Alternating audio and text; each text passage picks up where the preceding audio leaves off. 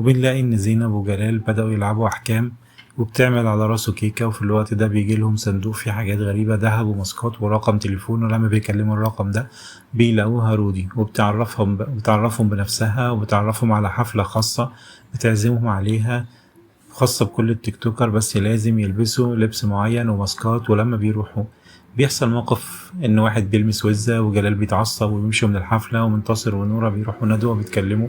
ولما بيخرجوا للناس في ناس بتهجم على منتصر وتضربه، لكن بتعرف بعد كده ان كل ده كان مترتب من منشاوي. وتبدأ المعركة ضد أمير راشد وواحد لعيب كورة، لكن الهدف كان أمير راشد رجل الأعمال، وبيتسرب له فيديو مع بنته. وطبعا ساعتها بيتكلم مع رودي وبيسألها انت ازاي تاخدي من التطبيق تسجيلات، ونورا بيجيلها الفيديو ده وبتتكلم وتهاجم أمير راشد زي ما هاجمت علي درويش. وبعدها وزة بيجيلها مكالمة من رودي وبتطلب منها تقابلها في مقر الوكالة، لكن من غير ما جوزها يعرف. لكن جلال بيعرف وبيسمع الكلام وبيركب تليفون مراته عشان يعرف هي هتروح فين.